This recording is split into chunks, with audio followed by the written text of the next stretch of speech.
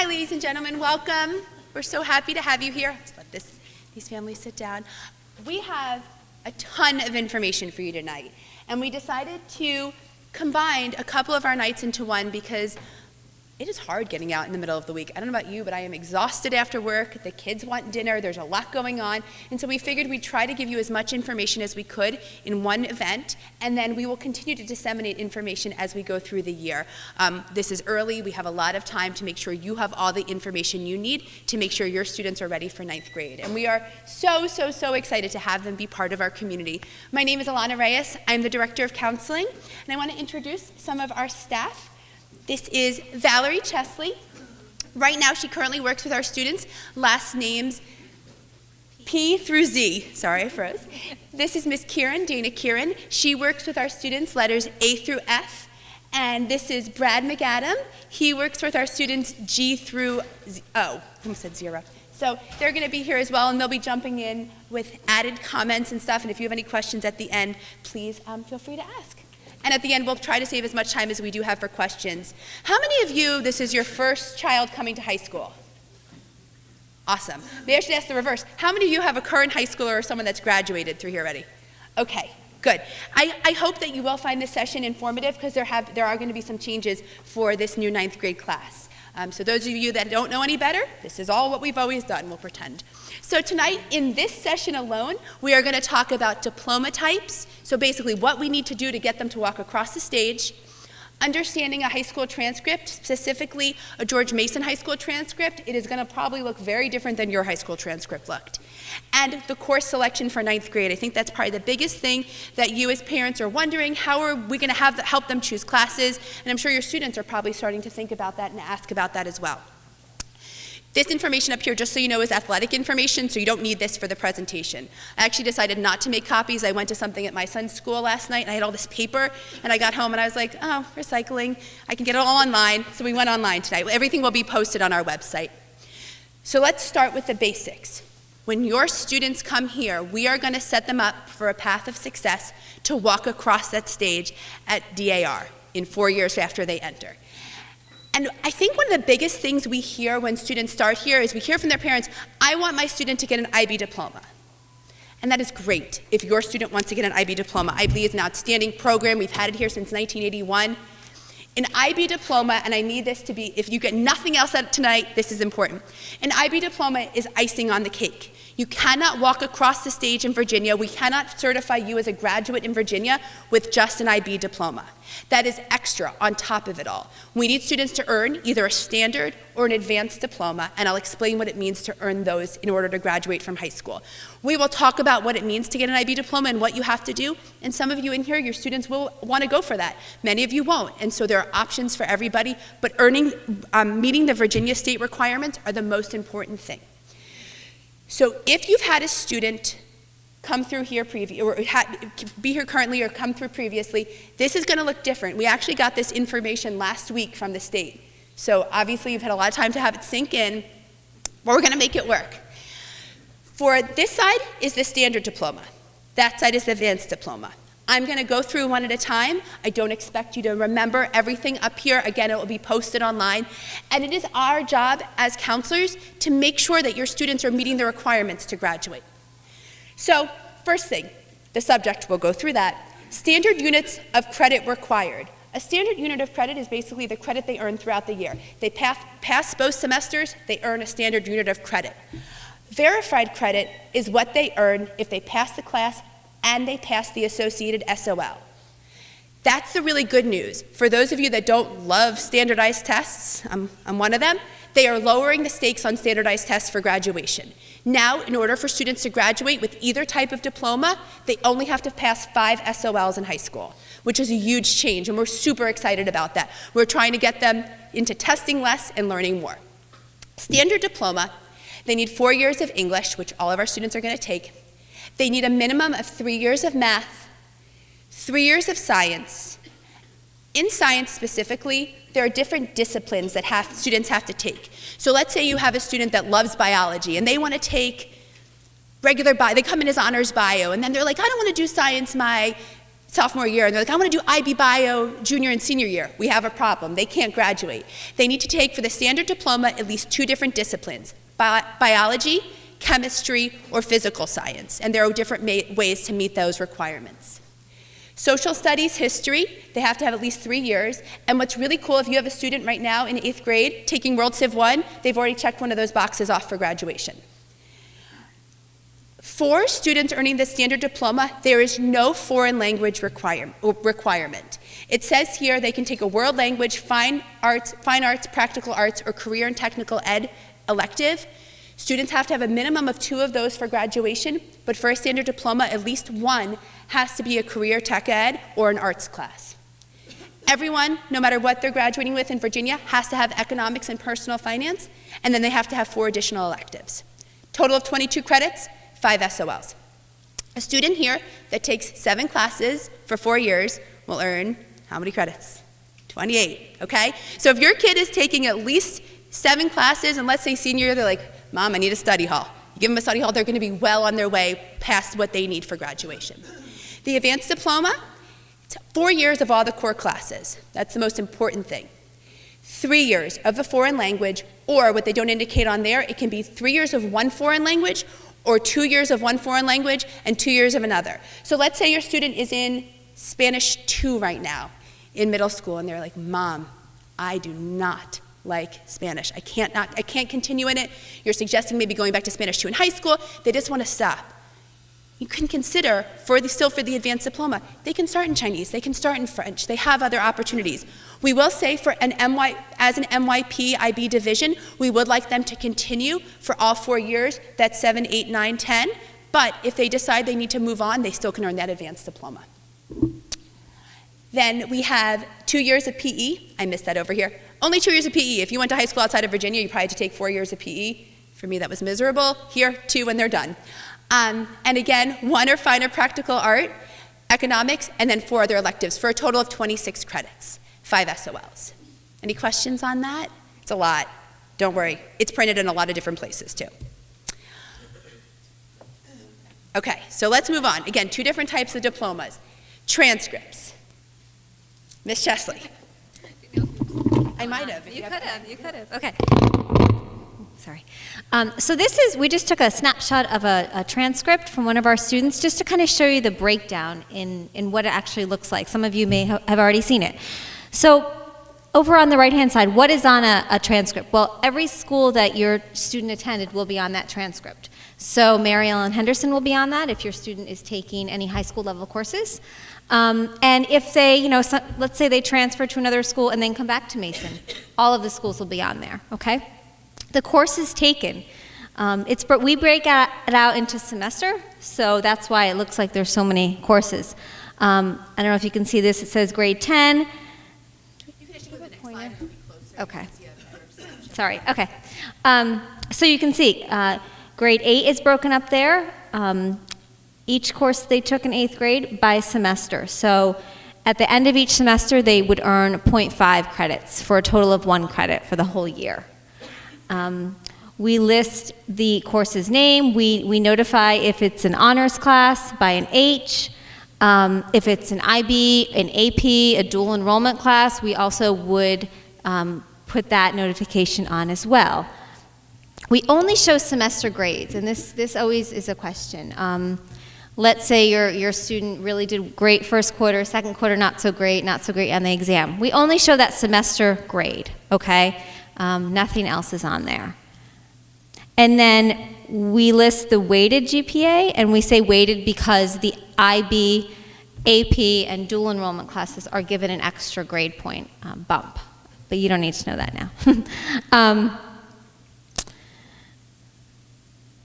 So yeah, by the end of 9th grade, every student will earn 7 full credits if they take a full course load. And they're already probably coming in with a couple of credits too, especially if they're in a language, if they're in maybe algebra or geometry, or if they're in World Civ 1, which many students probably are.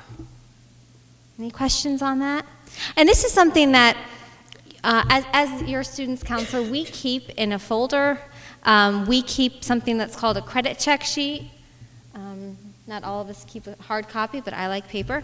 So we will actually, monitor this for you. It's not something you have to keep track of.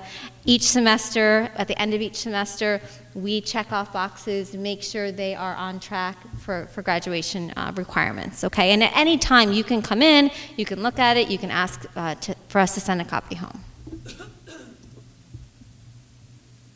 Okay. I want to go back for 1 second and just note one thing. The bottom of this slide, you'll see we want your students to choose the most challenging courses where they can be successful. If you look at this young man's transcript, I don't know if you can see, he was in a ton of honors classes in 9th grade, and he has a nice range of A's, B's, and 1 C in honors English class. And I actually chose this transcript specifically because he was my student. He graduated a couple years ago. And when I asked him senior year what was kind of the best part of high school for him, he said it was the best and the worst, Mr. Evans. He said it was 9th grade English.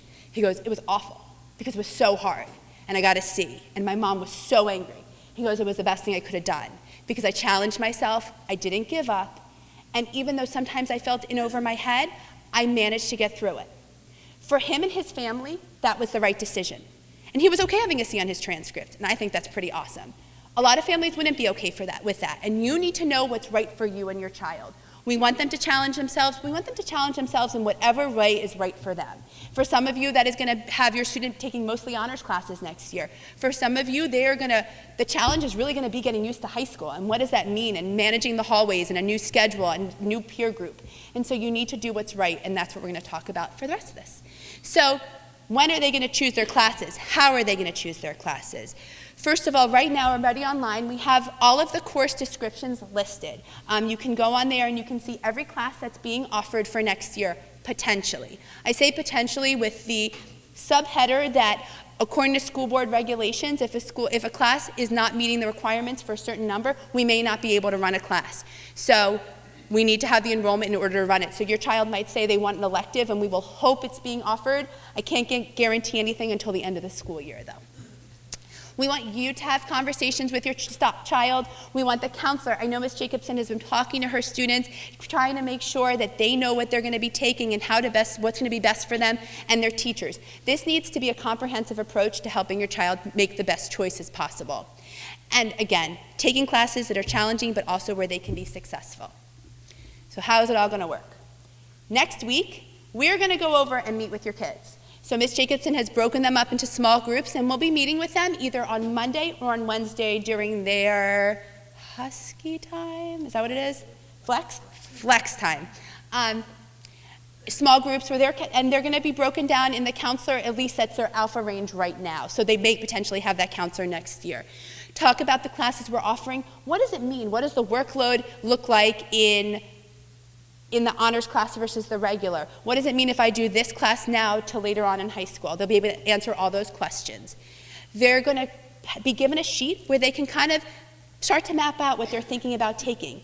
Then we want them to walk around with that sheet. We want them to show their teachers. There's a place for teachers to sign. There's a place for counselors the counselor, I think, at the end to sign, and you as parents to sign. Again, we want this to be a comprehensive, all-inclusive approach.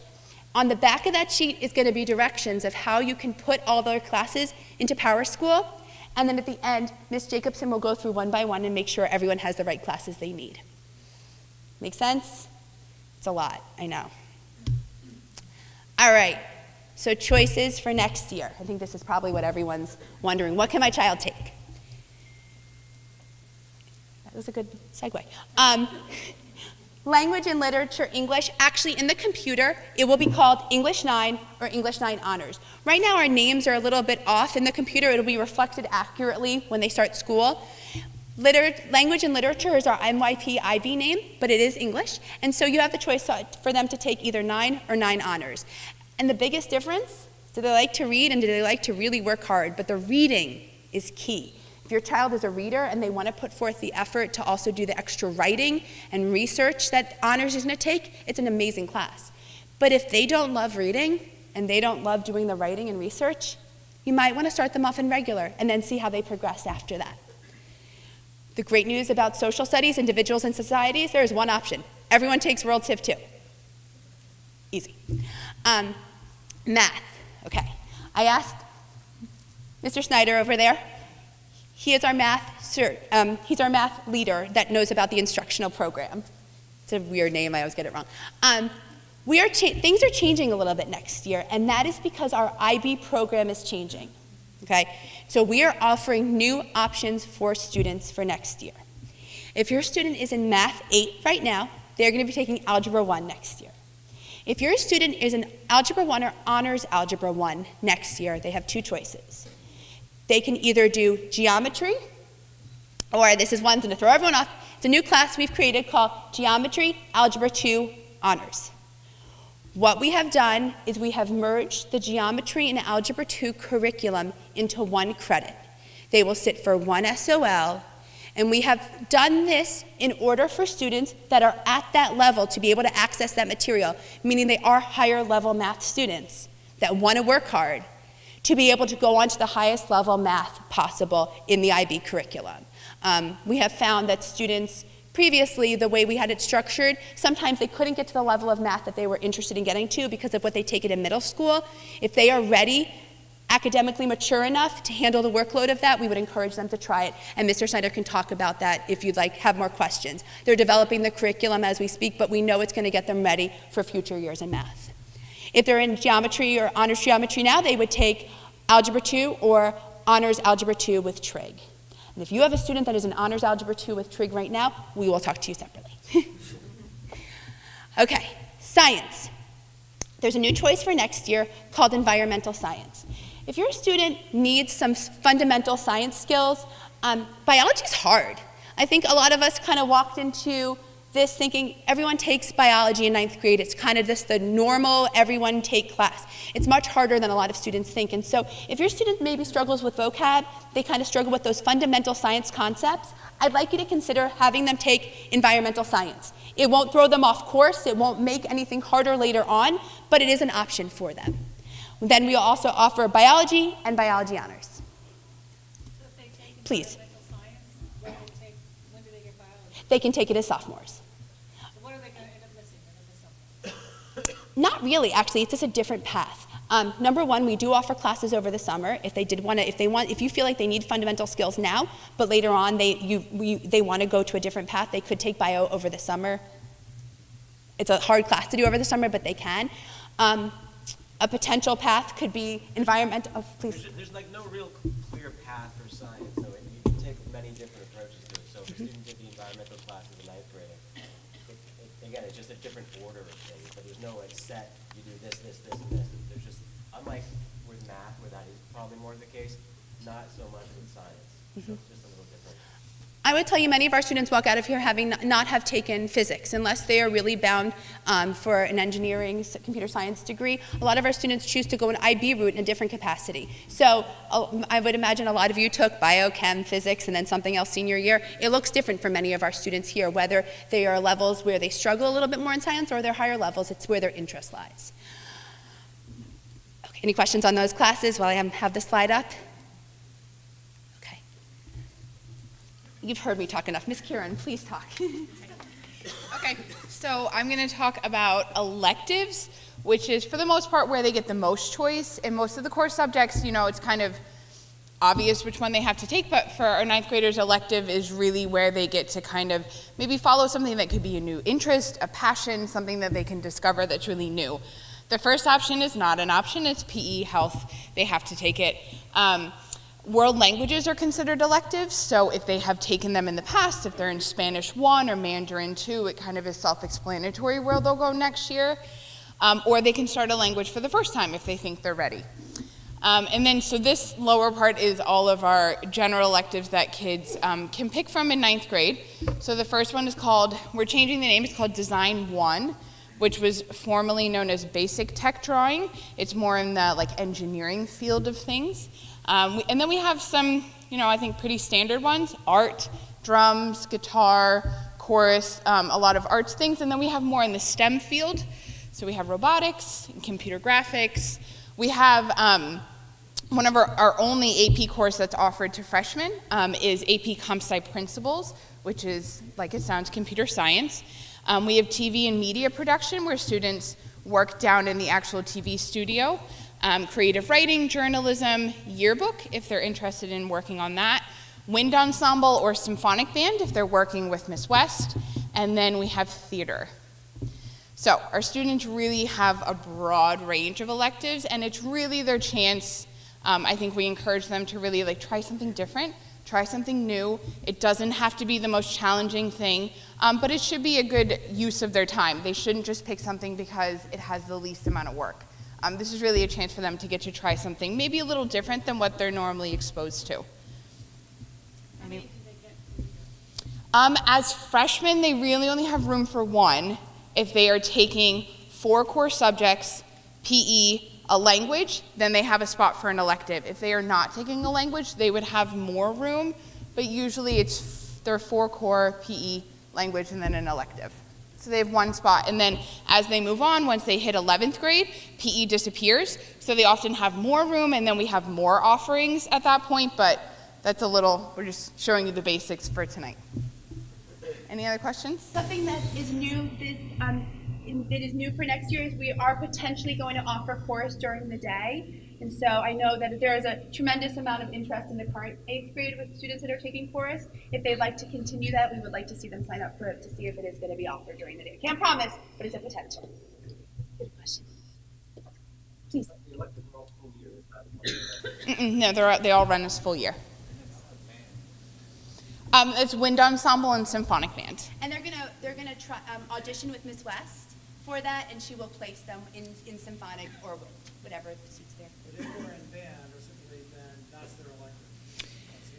That's the only. Yeah. Is that different from like drum or guitar? Drums and guitar are for kids who are learning it for the first time. Wind ensemble and symphonic band is more for students who already are at some level of proficiency with a different instrument. Yeah. No, they're self-contained. They can access the drums and guitar if they've played before and they want to continue that, but they don't want to be part of our band. They absolutely could take those classes. So you wouldn't be able to take chorus and under the band? If chorus ends up running as a contract class during the morning, yes, you absolutely could do that. And I would encourage, if your child is interested in doing both, to sign up for that, and we'll have to see what happens with the classes. But yes, at this point, that is absolutely an opportunity. So you said for the advanced diploma, you covered 3 world language credits. Mm-hmm. Obviously, so you're basically saying if you were to change now, permit Sally to get the 3 credits that involve 2 languages in one change them next year? If you're thinking about going for an option of 3 rather than 2 and 2, and you really do want to change, yes, I would suggest changing when they come into high school. So they have the opportunity to do access 4 if they'd like to try 4 for 4 years. Excuse me, can you repeat the question because we don't hear? Oh, sure. So the question was, if they were looking to change a language after middle school, would you suggest having them change right when they start in 9th grade just to be able to finish the sequence of 3 years? And again, we encourage as an NYP IB district to have them continue till 10th grade, but we know individual circumstances need to be met. Yeah. Sorry, I didn't hear the question regarding the band. So, for example, the one who comes to the band, they need to pass an audition test. It's not like here where they could. Everyone is welcome in symphonic band. In order to access wind ensemble, you have to audition for it. Everyone is welcome in symphonic. Okay, so there are 2 different days. It's a band continuing, Yes. and then there is another one. Good question. Yes. You made a clear point at the beginning, very changes. Are you going to show us the slide for the I distribution as well? That is your next session. That is why, absolutely, and that's a great question. We wanted to make sure this was clear here, and then you'll have all the IB information later on. Yeah. Please. Do you have to take PE if you play sports? Yes. Yeah. And many of our students are athletes outside of the day, but it is required for Virginia. Is there a flex or homework something or a period of the day where they're not? Yeah. Every day, our students have what's called Mustang block, which happens after their first block of the day. It's 30 minutes. It works a little differently than flex time, but it is the same purpose. So none of the teachers are teaching. They're all in their classrooms, open and available for students who have questions, need help with homework, need to make up a quiz, need extra support. The library's open, the cafeteria's open for breakfast, and the students generally just pick where they want to go, and they kind of self-direct during Mustang block, but that it happens every day for 30 minutes. And I would say that self-direction piece is really important. I believe in the middle school, they're given a little more direction as where they should be going during that time. Here it is an opportunity a lot of our students just needed to take a deep breath, to hang out with their friends, to get some homework done they didn't get to finish the night before. But a lot of times students need to access teachers, and that might not be the most popular choice, but I would tell you, if you can encourage your students to start that early on as kind of a habit, at least twice a week, that will lend itself to greater success as they continue through high school. So guys, we have, oh please. And all of the electives are all year long, it's not semester by semester. It is No, not like it all is in year middle long. school. I will say we put it in the book that students can access a couple of them semester by semester, but they are continuous, and so they could start mid-year, but it wouldn't be the same as it would be in middle school. Couple of things to note. You can stand. I know a lot of your students have taken robotics, have taken computer science. They are still, especially our robotics kids, if they're really into that, and we love our robotics program, they're still going to start in robotics 1. They're still going to start in basic technical drawing. Having exposure to those CTE classes in middle school doesn't exempt them from the basics here. It's a different level. We go much deeper into it. That's kind of like the 1A level. This is the full level of it. Yes, please. No, please ask questions. This is great. To go to AP computer science, Yes. do they get placed, or do they get to start there, or do they? Wonderful question. AP Computer Science Principles is actually an intro course, which is pretty cool because it's an AP class and they get a little bit of extra weight in that grade. Nope, they have to have no background knowledge, just an interest in trying out some computer science, learning how to code, learning the basics. It's not an easy class. I mean, it's definitely an AP class, but even if they've never done it before, they can still be very successful in that class. There's no placement needed. Please. I heard you say that if it's an IB class, the grades get weighted. Is that also just honors? No. Falls Church City does not weight honors classes. So is it better to take an honors class and get a lower grade than to take a regular class and get a higher grade? Yeah. And I will tell you, I'm sure most people, I'll repeat it because just in case, and I will tell you, if I had the answer for this question, I wouldn't be working anymore. I would be retired in Boca, hanging out. The question was, is it better to take an honors class and get a lower grade or take a regular standard level class and get a higher grade? It is really a personal decision. I do not know your students' individual needs. I don't know what their background and where they come from and what their challenges are. A lower grade is different to different people. As I showed you in that transcript, a C was okay with that student. Does that mean maybe that might change a few things when he's applying to colleges? It might, absolutely. I will tell you, colleges want to see, the first thing they look at are the rigor of your classes. But right after that, they look at the grades. So if you're taking all honors IB classes and you're earning C's across the board, you are in over your head, and you are not doing what's right for you as a student. If you're in all gen ed classes for 4 years, you haven't challenged yourself, and you have straight A's, you're not doing what's right either. So there has to be a balance. I will tell you, most students coming in 9th grade are not ready for a full set of honors classes. High school is really different. It's really different than middle school. I know we're right next door, but it is a different set of experiences, social experiences, building experiences, teacher dynamics, and friend dynamics. A lot changes, and you need to think about what's right for your child, and it's just a hard question. If you feel like if they have a strength somewhere and they really want to try an honors level class, I say let them. But if it's just because you think it's the best thing for their transcript for getting into college, that's a dicey game you're playing that is not always guaranteed to lend itself to the best outcome. I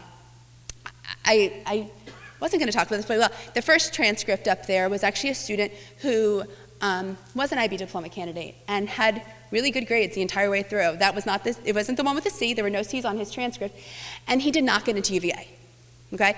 And I remember being kind of stunned because I was like, on paper, he did what I think he was supposed to do, right? But that's all he kind of did. Really nice kid, really sweet kid, but he just kind of showed up and did his classes and he did his work, and that's all he could really add.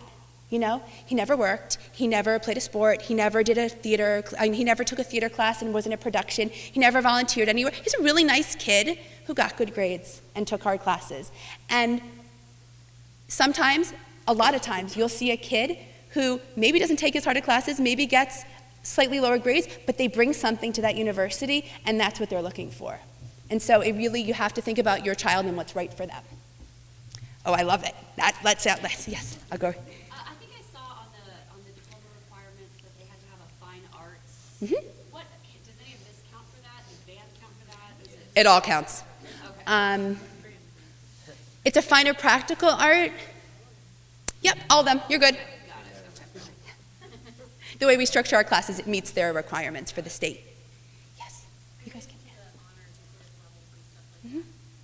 How much mobility is there? So if your kid starts in the regular level English in ninth grade, does that mean that they're kind of stuck in regular level English for the rest of the 4 years, or will they be able to jump into AP and ninth? I'm so glad you asked that. It absolutely doesn't mean they're stuck.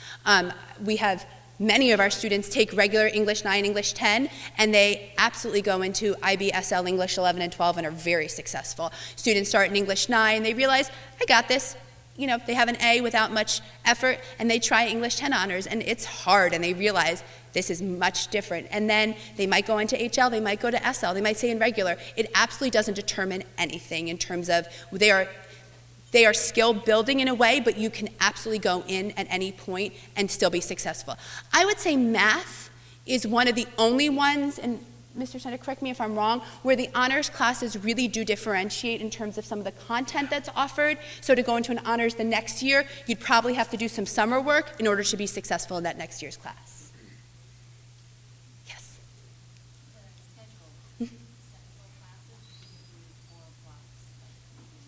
Great question. I'm going to confuse you now, okay? So, anyone else want to talk? Okay. Okay. Odd days, you have 1, 3, 5, and 7. Even days, you have 2, 3, 4, and 6. 3, it is an embedded period. It happens every day for 50 minutes. Oh, it wasn't as bad as I thought it would be. Okay, an hour. An hour. An hour. So it's actually offered, there's a little more content time in there, and we oftentimes use that block for pep rallies and fun things because they have more time in that. Yes?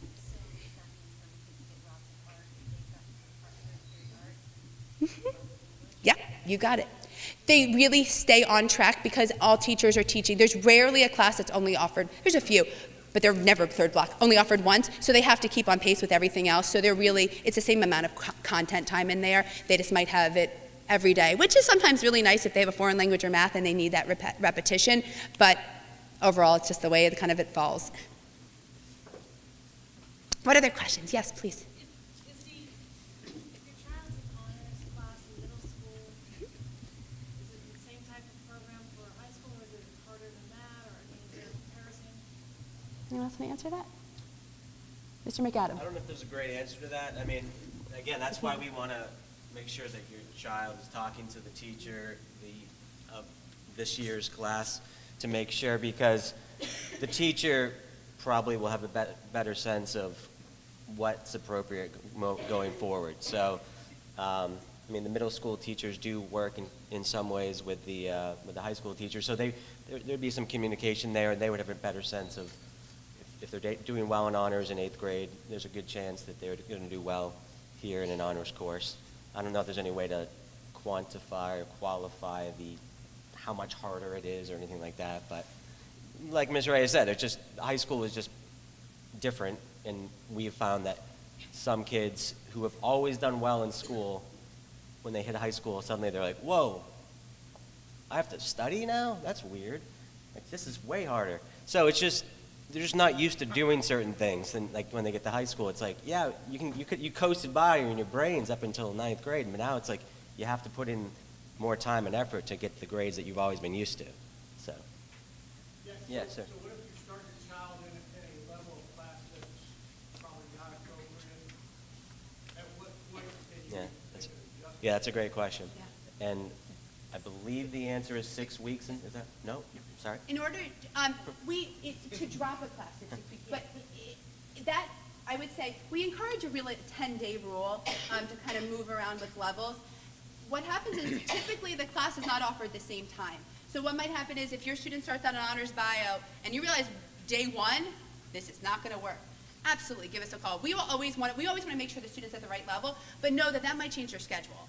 And if they have a friend in lunch and they're like, yes, and now you're like, your lunch is going to change, now they're not happy. So yes, you can move. You do have 6 weeks to drop down to a lower level. You have max 10 days to move up to a higher level, but we like to say 10 days across the board is just a safer bet in terms of making sure you haven't missed too much content. At 6 weeks, curriculum tend to diverge in some areas, and so we find after that, kids are missing, they're going to miss some stuff. But that's to go down.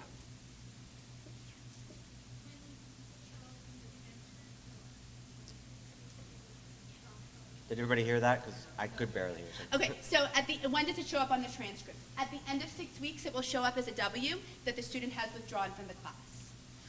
And so that is something to think about. About 10 days. 10 days? Nope, no show.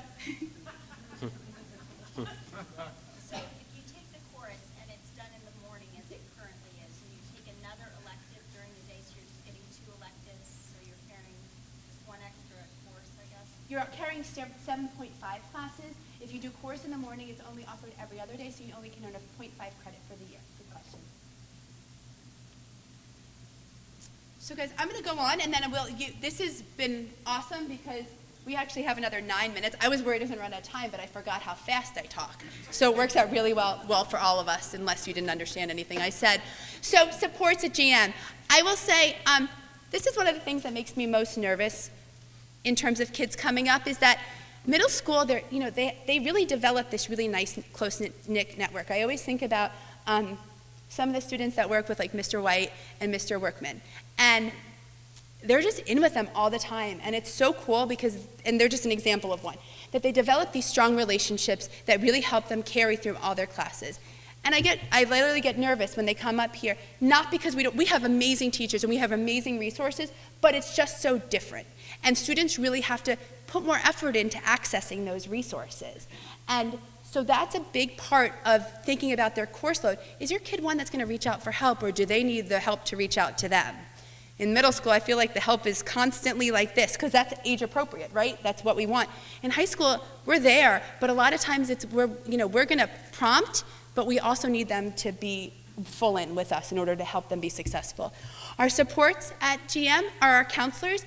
You're used to having Miss Jacobson all 3 years. You will have our counselors work with students by last name. So if you are a family, you will have the same counselor with 2 kids, which is kind of cool. And we are always available for support. We here have something called the ESR, Educational Support Room, which is a room that is open all day long where students can go in and get some extra help. If you think about it, if they're in 7 classes, they can't just leave a class and get some extra help. But if they want to go during Mustang block or after school, and they need some help, they don't understand a concept they're learning, and they maybe have asked the teacher and that didn't answer it, so now they need someone else, there are at least one, if not a teacher and an extra professional in there to help support them. Also, if they are a learner that needs additional support, they might use that, but it's really open for our entire community, and it can offer a great amount of resource. Our library, open after school. If your student is one that struggles maybe with some math concepts or reading concepts, all along there may be some holes that we need to work on so they can be successful in high school. We might make the suggestion that they take math skills or reading strats next year. It's an extra support class, they'll get credit for it. It's actually not for a grade, it's just for a pass or a fail. And our students are passing if they're trying, and if they're recommended for that, I would strongly suggest you allow them to take that class. We won't be making the recommendations here, in the middle school will be making the recommendations, and they will have a conversation with you about that before that is recommended. Our writing lab is amazing. It's run by Miss Tews, who is just an awesome English teacher, and then there are students that help support her in that. It's open every day after school except for some Wednesdays. And for students, for some reason it's hard to get kids in there, I guess, who wants to stay after school and write. But once students go in there and get help for a paper, they're like, oh my gosh, why didn't I do this before? It's awesome. Mustang block we spoke about, that's that block in the day to get some extra support. Peer tutoring, our peer tutors for our honor societies are always available to help. Saturday Learning Lounge every Saturday morning, because who does not want to come to school and work on Saturday morning? But if you're, there are. We have staff that man it, and they can help support. There are, kids? Yeah, I know, right? My first year here, I was like, really? But they come. Some of them, it's a little bit of kicking and screaming, but once they realize Because let's be honest, for a lot of kids, doing work at home is hard because there's so many distractions. But if you get them out of the house, they'll get some stuff done. And so it's 3 hours Saturday morning where they can just go access, and they can also request a tutor ahead of time. So if your child is having trouble in Spanish, per se, they can request a tutor, and as long as someone picks up the job, it's volunteer, they can come and get help from them. And then Schoology and online gradebook, obviously it's the same as you guys are used to in middle school, and we encourage you to access that and see how your kids are doing and what they're doing. Don't stop being involved. If I can give you one thing, 9th grade, when your kids come into high school, is when they are like, I got this, right? I can do this. You don't need to come in for meetings. You don't need to come and go to the conference. You don't need to come to the basketball game. You do, okay? Just because they now think they're in high school and they can do it, they need you more than ever, okay? So let them have some space. Don't hover, but just be in the background, constantly making sure they're okay. You don't have to call every time they maybe have a bad grade on a quiz. That's not what I'm talking about, but be involved, be engaged. They need to see you still supporting them at the same level that you always have. You're here tonight. We want that to continue. So please, please do. We have Mr. Hills. Would you like to wave hello? This is our principal, Mr. Hills. Everyone, you guys doing okay? See all these exciting faces out in the crowd. Everyone's like so nervous, but sort of excited, not sure what's going to happen. You are in good hands, we promise you, okay? So thank you all for being here. Really appreciate it. So we have a couple of minutes. Do you guys have any other questions, or you just want to take a deep breath? You're welcome, please. Mustang Ambassador. Oh, I didn't. I completely missed it. Thank you.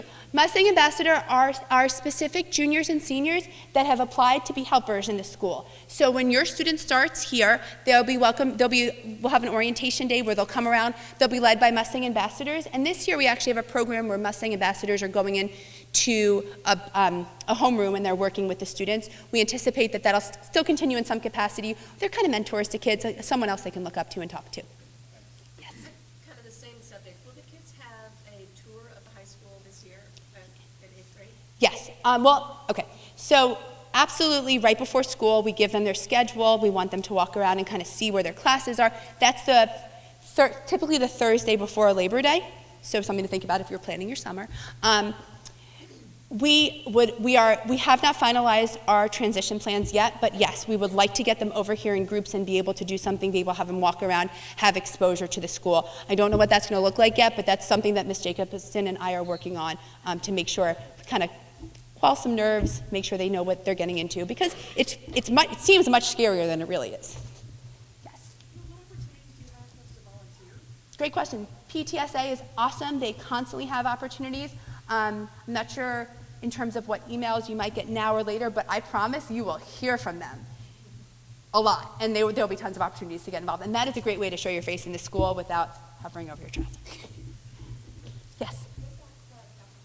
Great question. So we have a club fair in the fall to expose students to our opportunities, but I actually spoke with Ms. Jacobson last week. I can't promise, but I would love to try and run a club fair actually this spring to either have your students come over here or for us to go to them to talk about the clubs and sports available next fall, so there's something to get excited about. And so we're going to hopefully put that together. Everyone that's in this room that works here is like, what? But I think it'll happen. I'm excited about it. Yes? Do you offer something like that to the electives? Great question. We do for our upperclassmen. This is the first year we actually ran an elective fair where students could go check out all the electives and hear about them. It was our first year we did it, and so we were a little nervous to invite our 8th graders over because we didn't know how it would go. It was awesome. So next year the 8th graders will get to come up, I'm hoping. We are going to go over there and talk about the electives in much more detail than we have tonight. And so they'll be in a group of like 10 to 15 and be able to ask questions. I still am going to see if maybe we can get a couple of students to come over with us and also talk about the electives. Yes?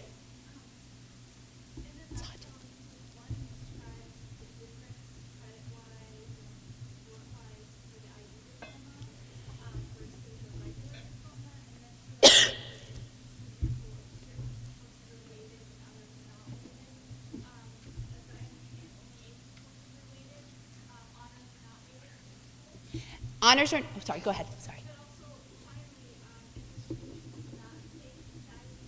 Uh-huh.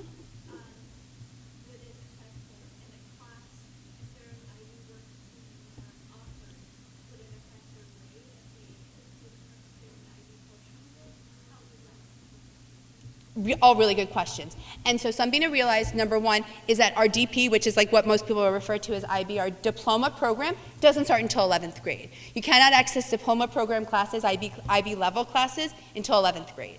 So what you're going to get tonight, that information, is just kind of a precursor to think about it all. Our IB classes are separated from our other classes, and so a student wouldn't necessarily be in an IB, they wouldn't be in a general level and an IB class together, so there wouldn't be that distinction. We do weight our IB classes, we don't weight our honors classes. So IB, so DP, IB, AP, and dual enrollment are all weighted. But you don't have to do the whole diploma. You can take IB classes in other subjects that you're interested in. You don't have to do the whole diploma. I don't know if that- And I would say that's a majority of what our students do. I mean, there are plenty of kids that go for the IB diploma, but a lot of kids, like, they love social studies and science, but math, like, it's for the birds. And so they might take IB higher level in science and standard level, what else did I say? In social study, or in individuals and societies, and just take regular level the other ones. Again, it's doing what's right for them. Yes.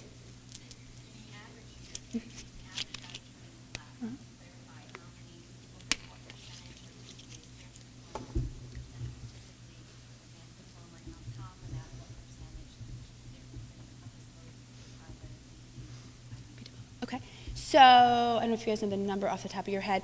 I would say that we had 50, how many? Heard a number? 52? Yeah, last year?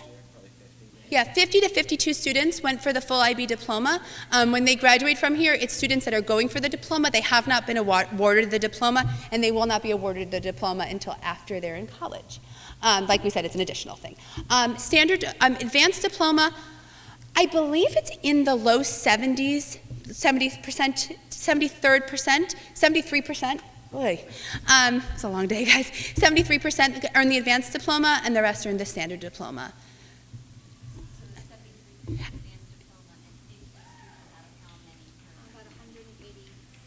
186 graduated last year, and so 50 went for the IB diploma. Not everyone earned it, but yeah, I think 45 earned it. And you don't have to necessarily get an we gotta advanced go. diploma to get an IB diploma.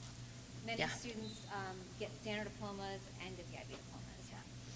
And I'm going to ask one last question and then send you guys to the auditorium because I know you want to hear about IB. So other than the different standards for the standard diploma and the advanced diploma, what are the implications for college applications? Great question. So standard versus advanced is only a Virginia thing, okay? No one else knows it. The reason they make a distinction is I would say the coursework that typically you will take for the advanced diploma is what is going to prepare you best for a four-year college.